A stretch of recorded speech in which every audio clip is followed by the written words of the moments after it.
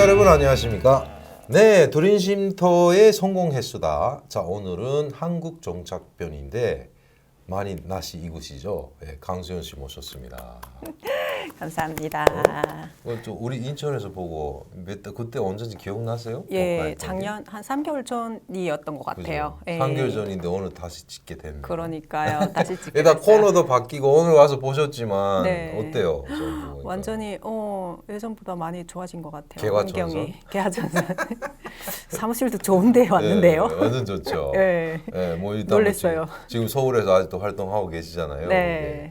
하여튼 그래서 일단 뭐 이게 서울에 와서 하면서 이미 전에 그 강수연 씨 영상을 찍었는데 뭐 여러 가지 그 사정 때문에 지금 영상이 없어서 왜 그러냐면 강수연 씨는 현재 본인 이야기도 있지만 탈북민에 대한 여러 가지 지원도 하고 계시는 그런 사업도 하고 계시니까 다시 서울에 첫 게스트예요 지금. 그러세요? 어이구. 그러니까 예전에 영광입니다. 고향역이었잖아요. 네, 고향역 맞아요. 바꾸고 성공했수다. 해가지고 성공했수다로. 거기서 네. 한국 정착편. 네. 그다음에 탈북 이야기는 이게 뭐 북한 탈북편 이런 식으로 갈랐어요. 네, 아무튼 그래서 예. 다시 조목조목. 그때도 아마 이야기 못한 거 많잖아요. 아유, 그럼요. 이야기하려면 뭐 끝이 없죠, 사실. 하고 싶은 말들은 많죠. 이제 우리 14년 차예요. 한국 오면서. 맞아요. 둘 다. 14년 참 길어요, 짧아요. 세월이 엄청 빨리 지나간 것 같아요. 전 느낌이 없어요. 14년이라는 그지? 게. 네. 아직도 한 1년, 엄청, 2년 전에 온 것 같은 맞아요. 느낌이잖아요. 엄청 빨리 지나갔어요. 개인적으로. 그러니까. 네. 하여튼 그거는 저 북한에 있을 때 혹시 낮잠 자보셨어요? 북한에 있을 때 낮잠을 잡았나? 낮잠. 난 맨날 잤거든. 낮잠. 그래요? 거의. 동원 가거나 뭐 이런 일이. 심지어 동원 가서도 그 어디 밖에서 그 도시락 먹고도 어디 가서 낮잠 완전 자고. 편히 사신 거네. 아니지. 북한 사람들 거의 그러잖아요. 그 이동 작업이란 못 가봤어요. 맞아요, 갔다 가고 갔어요. 휴식 때는 점심 먹고 무조건 자잖아. 조금씩. 네네네네. 네. 그죠? 네. 일할 네. 뭐 동원 맞아, 가고 맞아. 뭐 하면 잤잖아요. 네. 무조건. 네. 밖에 더운 데서도 자고 막 개미 그렇지. 올라오고. 나무 그런- 밑에서. 그런 경험 이제 좀 있죠? 기억나. 예, 있어요. 근데 내가 말하는 거는 나 한국에 와서 낮잠 단 한 번도 안 자봤어요. 그렇지. 맞아. 원인이 뭘까요? 정신없이 사회 일원으로 살려면 그렇게 해야 되지 않을까 싶네요. 그러니까 정신없이 살아야지. 그만큼 일이 많으니까 네. 움직이니까 맞아. 그런 것 같아요. 해야 될 일이 많으니까. 자, 그래서 오늘 우리 그 강수연 씨 한국에서 이야기 뭐부터 시작으로 해서 뭐 했는가 하는 걸 초목초목 이야기해 볼까 해요. 뭐 한번 네. 말했지만 또 빠진 것도 있고. 일단 하나원에 나올 때는 어머님하고 같이 나오셨잖아요. 예. 저는 개인적으로 그때 2년 전에 2008년도에 여기 도착했는데 사실 네. 2006년도에 이제 딸내미랑 엄마 모시고 오다가 잡혀서 그러게. 저랑 엄마랑 북송이 되고 딸만 맞아. 이제 네, 감옥에 네, 남아 있는 네. 상황이었어요. 그리고 그 감옥 생활 하고 한국에 와서 딸내미를 제가 하나원에 와서 2년 이후에 처음 만나봤던 그렇죠, 거죠. 그렇죠. 예. 왔는데 아이가 엄청 달라졌더라고요. 일단 사춘기였고 그때 당시 성격이 많이 왜냐면 뭐 자살 충동도 있었고 그러니까 힘들었죠. 하루 아침에 할머니랑 엄마랑 잃게 되니까 그게 충격이 너무 컸었나 봐요. 그렇지. 12살의 아이가 받아들일 수 있는 맞아. 일이 아니기 엄청난 사건이었기 때문에 그래서 하나원에 처음 왔을 때 저는 사실 못 알아봤어요. 딸내미를. 너무 성숙해 있더라고요. 모습도 바뀌고. 예, 모습이 확 바뀌었고 옷차림도 바뀌었고 예, 그래서 못 알아봤는데 이제 그 키워주셨던 선생님께서 이제 어머니 얘가 누군지 아세요? 이러는 거예요. 그래서 누구지? 하나원 선생님 예, 말고? 하나원 선생님 말고 키워주신 선생님. 딸내미 키워주신 예, 왜냐하면 이제 부모 없는 아이들만 우리 집이라는 공동체에서 얘를 키워줬더라고요. 예, 그래서 거기 선생님이 해서 봤는데 우리 딸내미 아닌 거예요. 일단 머리가 짧았고 안경 썼고 안경 쓰지 않았었는데 그러니까 내가 마지막으로 봤던 모습이랑 전혀 다른 거예요. 그렇지. 그래서 깜짝 놀라가지고 느낌으로 혹시 은혜 아니니? 이랬더니 이제 딸내미인 거예요. 뭐라 그랬대요 딸이 처음에 우리 왔을 딸은 그냥 말문이 막힌 거지. 왜냐하면 나중에 얘기하는 거 보니까 내가 감옥 생활 하다 보니까 전혀 막 모습이 없었대요. 뭐 나이 드신 분이 온 줄 알았대. 그렇구나. 고통을 내가 너무 많이 받아서 예, 그리고 제정신이 아니었으니까 그래서 딸내미는 그때 엄마 나 진짜 중국에 있었을 때는 엄마 너무 예뻤었는데 충격이었어. 너무 나이 드신 분이 와서 내 엄마라고 하니까 놀랬다. 이런 얘기를 하더라고요. 나중에 그때 당시엔 상처받을까 봐 얘기 안 했었나 봐요. 네, 그렇게 이제 딸내미를 만나서 근데 딸내미 입장에서 그것도 질문을 해봤어요. 그러니까 어떤? 엄마하고 할머니 잡혀갔다는 사실은 알고 있었을 거 아니에요. 알고 딸내미. 있었죠. 그죠? 네. 그 다음에 나는 이제 엄마랑 할머니 어떻게 될까? 그렇죠, 그렇죠. 죽지 않았을까? 이런 그 뭔가 그 자기만의 심정이 있었을 거 아니에요. 네, 딸내미는. 제가 헤어질 때 감옥에서 그 얘기했어요. 그때 당시에 대장금이라는 드라마가 오, 대학 드라마가 엄청 한국이? 유행이었었는데 그거 중국에 있을 때 여러 번 봤었거든요. 근데 9살에 자기 엄마를 잃고 그렇지. 이렇게 성장해 나가는 모습. 맞아, 그때 맞아. 감옥에서 제가 거의 유언이었어요. 저는 한국행으로 잡히다 보니까 그렇지. 아 나는 총살 당할 수도 있겠구나. 그러니까 애한테 마지막으로 내가 할 수 있는 말인데 그냥 그때 당시 이렇게 나왔던 말이 아이고. 대장금처럼 살아라 이렇게 했거든요. 그리고 나는 내가 엄마가 살아서 돌아올지 모르기 때문에 최대한 꼭 그러니까 빨라야 5년, 빨라야 5년 이후에 만날 수 있을 거다 이런 기대는 일단 줬고 만약에 그렇지 않더라도 대장금처럼 살아줘 이렇게 하고 아이한테 부탁을 했었어요. 그러니까 그때- 그게 어떻게 보면 그게 유언이죠. 근데 뭐라 그랬어요? 개인적으로. 그 이야기를 하니까 딸내미 그때 12살짜리가 아, 우리 알았어 그래? 알았어 할 수도 없었고 그렇지, 울겠지. 애는 충격이 너무 커서 어. 이게 뭔 말하는지도 모르겠고 그냥 이 상황 자체를 그냥 거부하고 싶었던 거죠. 애가 인지도 예. 못하겠네. 예, 그러니까 그 말이 기억은 있지만 진짜 이 상황이 현실이 맞나? 이렇게 저도 뭐 마찬가지였지만 왜냐하면 그렇게 행복하게 가정을 이루고 살던 할머니랑 그러니까 애한테는 할머니하고 엄마가 전부였었거든요. 그렇지. 예, 근데 그 전부가 하루아침에 없어져 버리니까 너무 충격이 커서 자기는 그 이후에는 어떤 삶 어떻게 생활했는지 기억이 잘 안 난다고. 그래서 그게 예. 나 14살 때 일본에서 왔잖아요. 할아버지 네. 할머니. 네. 왔다 1년 만에 두 분 다 돌아가신 거예요. 비슷해. 충격이. 그러니까 오히려 그 충격을 뭐라고 답변을 해야 될까? 일단은 될 대로 되라라는 생각도 나고 진짜 다리 톡에 간다니까. 아 그냥 따라가자라는 생각할 때 진짜 힘들어요. 그 나이 때 그거 넘긴다는 게. 네, 나중에 그 얘기 하더라고요. 언니 집이 15층에 있었는데 그 언니 집에서 같이 있었대요. 근데 그 15층에서 이렇게 아파트 엄청 높아요. 그렇지. 근데 보면서 거기 그냥 떨어져 죽을까 이 생각. 그게 자살 충동이잖아요. 아유. 너무 충격이 컸던 거지 애가. 12살이 받아들일 수 여자잖아. 없는. 예. 그리고 학교에 이제 이모가 붙여서 갔는데 일단은 계속 중국말이 나온대요. 본인은. 중국 학교에 다녔었거든요. 그렇긴 중국에서. 하죠. 예. 중국에서 한 5년 동안 중국 학교에 다니다 보니까 이게 중국말이 나오니까 애들한테서 거의 뭐 쟤는 누구지 이렇게 왕따처럼 그렇게 되고 항상 자존감은 거의 바닥이었고 우리 엄마는 언제 오나. 그래서 다닌 게 뭐 교회 가서 기도 계속 했다고. 기도하고. 우리 엄마 제발 보내달라고. 우리 엄마 살려주세요. 우리 엄마 제발 보내주세요. 성모 마리아한테 가서. 근데 그 간수현 씨도 대단하다. 2년 만이잖아. 네, 다시 나온 게. 맞아요. 뭐 그 과정에 탈탈탈해서 나왔지만은 이게 2년 만에 왔으니까 딸내미도 진짜 좋아하죠. 아무튼간에 엄청 좋아하죠. 하나원 나온 다음에 이게 현실인가 아닌가. 예, 그럴 정도였죠. 예, 가장 인생에서 제일 행복하고 기뻤던 그 순간이었던 것 같아요. 딸내미 만났을 때. 하나원에서 처음 만난 거예요. 그렇죠, 하나원에서. 국정원에서 못 만나고. 못 만나고. 그다음에 나 하나원을 나오니까 집을 배송받았는데 딸내미도 데려온 거죠. 딸내미 데려왔죠. 그날이 또 데려와서. 궁금하네. 아유 나는 어. 그날에 저희가 북한에서 좋아하는 거 야채 고기는 잘 안 먹으니까 어. 잘 안 먹는 게 없어서 못 없어서 먹으니까 이제 못 야채로 먹었지. 음식이 6가지 7가지 한 거예요. 나는 나름대로 뭐 7가지 뭘? 엄청 여러 가지 했어요. 뭐 콩나물 반찬, 뭐 시금치, 뭐 무쳐 넣고 무슨 뭐 과일도 썰어 넣고 막 했어요. 이렇게 한 상 차려놨어. 고기는 하나도 없고. 고기 없었어요. 근데 두부 구워 넣고 이제 근데 했는데 우리 딸내미 반응이 뭔 줄 알아요? 이렇게 보니 엄마 내가 토끼냐고. 거기서도 나 몰랐어요 그거를. 얘가 한국에서 입맛이 틀려졌구나, 다르구나. 왜 뭐 치킨, 피자, 뭐 그다음에 뭐 치킨 얼마나 먹었어요. 애들 많이 사줬다 그러더라고요. 그래서 치킨이란 자체도 저는 몰랐었고 그러니까.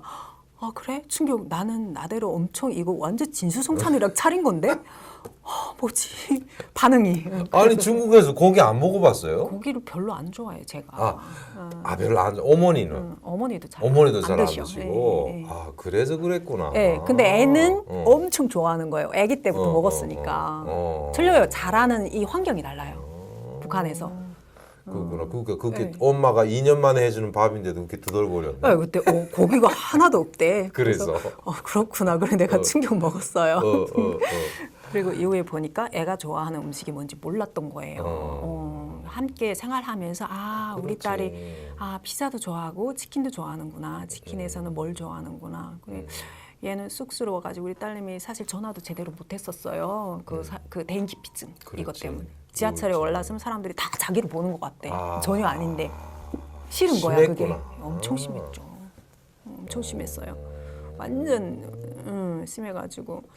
근데 제 엄마의 의무가 뭐겠어요? 저는 개인적으로 얘를 이 세상에 내놨고 스스로 자립할 수 있게끔 만들어주는 게 엄마의 의무구나. 그렇지. 이게 책임이구나. 이걸 알고 이후에 학교마다 찾아갔었어요. 왜냐하면 기존에 다녔던 학교에서 제가 목동집이라고 하면 다 좋은 데인 줄 지역이긴 한데 사실 목동도 여러 가지지 뭐. 네, 여러 가지지 뭐. 그래요. 근데? 근데 친구들이 다 그거잖아요.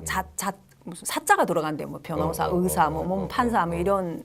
그래서 그런 게 딸내미는 꿈이라는 거야? 아니요, 친구들은? 그런 지역이거든요. 근데 우리 딸은 우리 딸이 간 학교가 그렇거든요. 근데 레벨이 엄청 높은 그렇지. 거잖아요. 그 기존에 있던 학교에서 그래도 그나마 상위권에 있었는데 여기 오니까 거의 바닥인 거예요. 점수가 완전 낙제인 거예요. 그래서 사실은 부담이잖아, 애한테는. 근데 얘가 중국에서 얼마나 공부를 잘했냐면 학년에서 1등 했고 상까지 타고 막 돈도 받고 이랬거든요. 머리는 있었는데 이게 충격 때문에 정신적으로 그게 문제가 된 거예요. 그래서 안 되겠다. 그래서 담임 선생님을 찾아갔어요. 우리 딸내미한테 그 학업에 대한 점수에 대한 어떠한 부담 주지 말라. 일체. 엄마가 그렇게 얘기하니까 선생님도 할 말이 없는 거예요. 우리 애는 이러이러한 과정을 거쳐서 지금 가장 중요한 거는 정신적인 안착이고 이 학교에 안 가겠다는 얘기 안 하는 것만 해도 나는 너무 감사하다. 네, 그렇게 얘기했고 지금 현재까지 성적이 뭔지는 몰라요. 저는 안 봤어요. 그게 중요한 게 아니고 얘가 어떻게 하면 마음 붙이고 여기서 그러니까 이게 맑은 정신으로 뭐 충격을 다 이렇게 해소할 수 있는데 사실 시간이 엄청 걸리잖아요. 그게. 그래서 학년이 올라갈 때마다 담임 선생님들 찾아갔었어요. 제가. 절대 점수 학업에 관련해서 뭐라고 하지 말고. 그리고 애한테는 어떻게 당부했냐면 학교 가서 친구들과 놀다가 와라 그랬어요. 그냥 공부 안 해도 돼. 그렇게? 네. 애들 입장에서 좋지. 부담 안 줬어요. 그냥 공부 안 해도 돼. 그냥 가서 그리고 시험을 봤다 하면 꼴찌에서 두 번째까지만 해 그랬거든요. 네.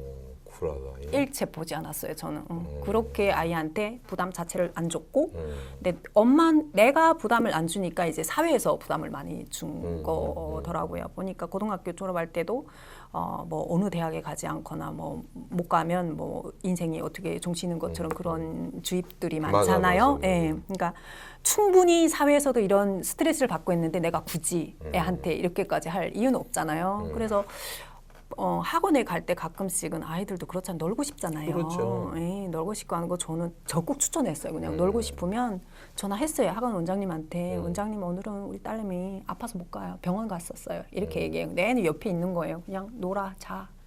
뭐 게임 하고 싶으면 하고 싶은 거 다 해. 이렇게. 이거 조금 나아져요. 그렇게 하니까. 훨씬 풀어놓으니까. 좋아졌죠, 애가. 훨씬 웃음도 좋아지고. 나오고. 네, 근데 시간이 좀 많이 걸리긴 했어요. 그리고 중간에 제가 좀 뭐라고 해야 되나.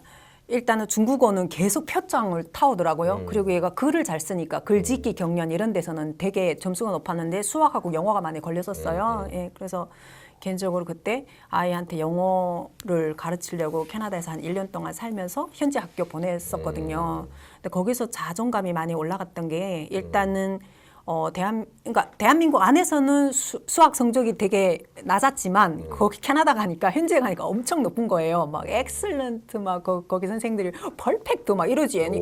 애가 자존감이 수수수 이렇게 올라가고 엄마 내가 몰랐는데 이렇게 많은 영어 단어를 알고 있는지 몰랐어. 현지에 가니까 하나부터 열까지 다 영어로 교육하고 하니까.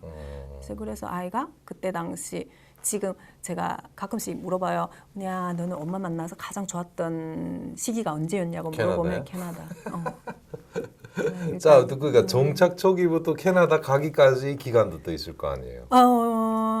처음에 뭘 하셨어요? 처음에 저는 꿈이 간호사였어요. 북한에서. 이유가 뭐냐면 아빠가 제가 뱃속에서 3개월 우리 엄마 임신했을 때 두 눈을 잃었거든요. 광산에서 일하시다가. 그러니까 가스 폭발로 두 눈 잃으셨고 그 이후에 언니가 24살 때 이제 남자 배우자도 그러니까 그 약혼 남자도 있었었는데 다리가 골절이 돼서 그 파혼 당하는 사례가 있었어요. 그래서 그때의 그 모습들을 보면서 아빠의 눈을 거쳐주고 싶고 그리고 언니의 다리를 간호 직접 했었어요. 그때 15살 때.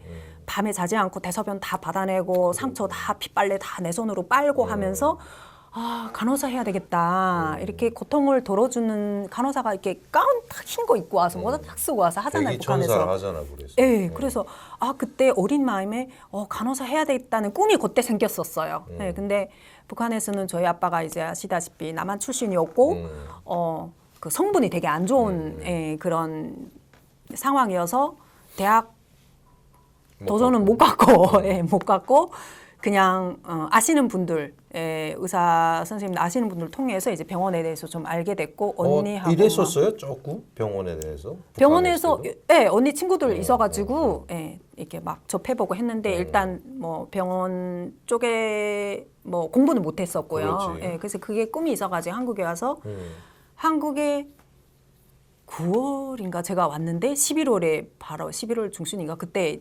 나와서. 그런 거였더라고요. 뭐 원서인가 뭔가 12월에 원서 이런 거 넣더라고요. 그래서 의학대학 도전했어요. 아니 의학대학 아니야. 간호사야. 간호? 간호대학. 간호대학인데 홍제 여자 간호대학인데 거기를 이제 도전을 한 거예요. 근데 웃긴 게 나는 뭐 어떻게 지원하는지도 모르고 그냥 뭐 인터넷으로 이렇게 한다는 거예요. 그렇게 해보고 그다음 어느 날 뭐 몇 시까지 이렇게 오세요 이러는 거예요. 인터뷰 면접 본대요. 그래서 그럼 한번 가보자. 뭐 지역이 어딘지 그래서 가봤어요. 가서 뭐 캠퍼스도 둘러보고 혼자. 근데 다 엄마하고 딸들이 온 거예요. 다 손잡고 오는 거예요. 여기 완전 애기라 그러는 거지. 20대 초반들이.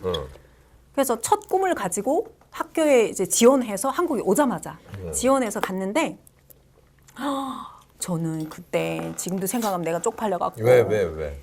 털동복 입고 갔거든요. 털동복에 그 뜨개 옷에 운동 신발 신고 갔어요. 추우니까 그런 거 아니고? 아니 그게 아니고 뭐냐면 가서 보니까 다 양복에 면접. 맞아. 면접인데 뭐 양복 입고 뭐 구두 신고 여기다 뭐 수험표 이렇게 달고 하는데 나만 그냥 아줌마인 거예요. 동네 운동하다 온 아줌마인 거예요. 지금 생각해. 운동화 신고 뜨개 옷 입고 털동복 입고 머릿속으로는 안 했어? 그래가지고 이렇게 옆에 이렇게 눈치 봤어요. 그랬더니 애들이 다 젊은 애들인 거예요. 그래서 야 뭐야 여기 이런 데구나. 그때 처음 교육 받아본 적 하나도 없어요. 그렇지. 한국 오자마자 지원했으니까. 그래서 이렇게 명단을 보니까 다 20대 초반, 많아봐야 25? 떨어졌구나. 이렇게 생각했어요. 옆에서 다 그 재외 국민이랑 저희가 경쟁하잖아요. 영어를 얼마나 유창하게 하는지 뭐 my name is 어쩌고 저쩌고 뭐 이러는 거예요. 떨어졌구나. 근데 여기까지 왔으니까 그래 한번 경험은 해보자. 근데 부르는 거예요. 뭐 강수연 해가지고 어디 들어가더라고. 총장님이랑 이제 뭐 교수님 두 분이 계시더라고요. 근데 그분들이 이렇게 두 분이 앉고 내가 이렇게 마주 앉았는데 이따맣게 두꺼운 제 의학 영어 책 있잖아요. 이렇게 두꺼운 거 내 앞에다 놓는 거예요. 이거 읽어보래. 설마 영어 아니야? 영어지 다. 그래서 의학 영어지. 제가 어떻게 알아요 그거를. 이렇게 보니까 뭐 쏠라쏠라 써놨는데 모르겠습니다 그랬어. 그리고 저는 북한에서 영어를 배우긴 배웠는데 A, B, C, D밖에 기억이 안 나고 솔직히 얘기했어. 그냥 A, B, C, D밖에 기억이 안 나고 손에서 책을 넣은 지 20년 됐습니다. 그리고 여기까지 오게 된 인생 얘기를 했어요. 북한에서부터? 그러니까 질문인 거예요. 그럼 왜 우리 학교에 지원하게 됐습니까? 이렇게 질문을 하는 거예요. 할 말이 있잖아요. 그렇지. 저는 예, 부모님이 이렇게 고향 광산에서 아버지 폭발로 인해서 두 눈 잃었고 그래. 언니 다리 부러졌고 거기서 실제 내가 15살 때 언니를 간호했었고 그리고 그때 주변에 광산에 얼마나 환자들 많은데 그렇지. 매일 사고인데 이 수많은 사람들을 보면서 아 간호사가 이 사람들이 고통을 덜어주는구나. 내가 그 사람이 되어야 되겠다 이런 팩트지 생각으로 뭐. 예, 예. 그래서 그 얘기를 했는데 두 분이 우시는 거예요. 누구 총장님이랑 이 교수님이 우시는 두 거예요. 분이셨어요? 네, 두 분. 근데 본인들은 물론 50대인 분들이니까 뭐 어떠한 인생의 곡절들을 겪어왔겠지만 내 같은 이야기는 좀 드라마 같은 그렇지. 예, 그런 얘기다. 그리고 제가 감옥 생활을 하고 아이하고 이별하고 이러한 2년 동안 그냥 교수형 거의 매달리기 일보 직전 갔다가 이렇게 살아온 사람입니다. 그리고 간호사는 제 꿈입니다. 이렇게 얘기를 했어요. 그랬더니 저는 그래 알겠습니다 하는 거예요. 나가보세요 그래? 아이고 떨어졌지 뭐 내가 같은 게 A, B, C, D밖에 모르는 게 이랬거든요. 집안에 한동안 있다가 한 보름인가 있다가 연락이 온 거예요. 합격이 됐대요. 왜? 내가 그러지 왜? 이야. 내 같은 게 왜 합격했지? 기회를 주신 거죠. 그렇게 결국은 대학생이 됐네. 대학 갔죠. 그죠? 아니 가만있어. 나 기억이 가물가물한데 그 늦깎이 대학생으로 어딘가 소개되지 않았댔나 그때? 저요? 아니에요. 동포사랑 아니에요. 내 말 들어봐요. 그래서. 여기서 안 끝나요. 어. 그래서 갔는데 중요한 거는 거기 가서 제가 영어로 수업을 하는 거예요. 90분 강의. 영어 하나도 못 알아듣잖아요. 비중이 많아요 거기 영어 수업이?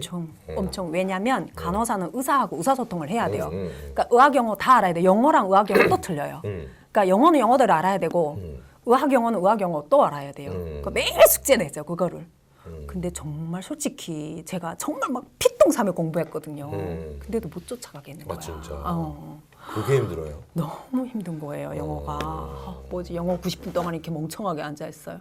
그러다가 그러는 게 팀을 이렇게 조직해줘요. 4명인가 5명인가 한 팀이고 PPT 작성해 오라 하는데 난 그 PPT라는 말이 뭔지 못 알아들었어. 한국에 오자마자 지원하고 합격했으니까. 그렇지. 뭐지 PPT라는 말이 뭐지? 근데 누구한테 물어볼 수 없는 거예요. 쪽팔려갖고. 왜 그 친구들 팀 애들한테? 근데 북한 사람 아니잖아요. 얘네는 다. 그리고 내가 북한에서 온 거 잘 모르니까. 아 모르니까. 다 모르니까. 그래가지고 야 이거 어떻게 하지? 정말 너무너무 힘들어가지고 야 진짜 자기 바닥이 되는 거예요. 그래서 행정과에 가서 혹시 또 탈북민이 또 합격이 됐을 것 같아서 좀 이렇게 합심해서 어떻게 하자 물어봤더니 나 혼자밖에 아닌 거예요. 그럴 거야. 수많은 사람들 중에 너무 속상하더라고요. 네, 그래서 한 학기 다니고 제가 그만두게 됩니다. 휴학하게 됩니다. 휴학이죠, 휴학. 네, 휴학하게 됩니다. 휴학하고 그러니까 그때는 아주 네. 그만둘 생각은 안 했던 없었죠. 거죠. 그죠? 네, 그만둘 생각은 없었죠. 생각은 없었고 이제 휴학을 했어요. 그래서 9년까지 휴학 이게 괜찮대요. 1년 동안이. 네, 그래서 어디를 갔냐면 왜냐면 컴퓨터가 기본인데 이걸 모르는 거예요, 제가. 그래서 학원에 바로 등록했어요. 폴더 만들기부터 배웠어. 웃기죠. 하나원에서 조금 했잖아. 그래도 그 하나원에 일주일 만에 나왔어요. 왜? 가족이 먼저 왔으니까. 반대가 되네. 네, 조깃해서. 딸이라면 엄마가 나와 있으니까 네. 거기 가는데 이거는 딸이 집에 먼저 왔잖아요. 먼저 있으니까. 그러니까 내가 부모니까 빨리 나갔네. 일주일 만에 나왔어요. 그렇구나. 네, 타자 연습하다 나왔어요. 근데 공부도 안 돼. 애 보고 싶어 갖고. 그렇지. 네. 너무 보고 싶었어요. 그래서 그 학원에 가서 컴퓨터를 열심히. 네, 컴퓨터 배워서 뭐 엑셀, 뭐 파워포인트 그때 이제 막 폴더 만들기 그다음에 뭐 무슨 이메일, 뭐 주소, 뭐 그때 다. 그러니까 결국은 내가 지금 보면 치아도 안 난 애가 그냥 막 콩밥 먹으려 했던 거죠. 그냥 전혀 준비가 안 된 상태에서. 그래서 이게 그냥 막 그냥 열정만 끌어오른 거죠. 그러니까 이거는 안 되고. 그래서 그때 컴퓨터 학원에서 뭐 자격증들 다 따고 그리고 갔던 게 빨리 돈 벌어야 돼서 간호학원에 지원했었어요. 1년짜리. 간호학원에 가서 그 1년을 쫙 마치고 나서 첫 직장이 한방 한의원 거기에 거기 이제 간호조무사로 들어갔어요. 그냥 뭐 엄청 빠르더라고요. 1년이니까 그냥 바로 취업이 되고 돈 벌고 왜냐면 내가 아이를 케어해야 되잖아요. 생활비 벌어야 되니까. 그래서 처음에 간호조무사로 일 시작했어요. 근데 그 간호 학원은 조금 괜찮아요. 따라갈 만했어요. 엄청 괜찮았던 게 뭐냐면 대학에서 일단 이렇게 굴렸잖아요. 의학영어 다 아는 건데 여기는 거의 유치원 수준. 아 진짜? 네, 너무 쉬웠는데. 간호대에 비하면? 그렇죠. 너무 쉬웠어요. 쉬웠는데 또 다른 분들은 거기도 어렵다고 그러시더라고요. 언어 차이가 있잖아요. 한방 자체도 북한은 동이라고 하는데 여기는 한방. 네, 맞아요. 그런 건 어떻게 극복하셨어요? 그런 거는 또 거기 미치듯이 공부했죠. 또 음. 가서 서포트 이제 원장님 저기 하면서 공부 안 하고는 안 되죠. 네, 자 이쯤에서 첫 번째 관문, 네 우리 그 강수연 씨가 의외로 이렇게 일을 하기 전에 벌써 학업의 문부터 열었던 이야기였습니다. 다음 부 기대해 주십시오. 안녕히 계십시오.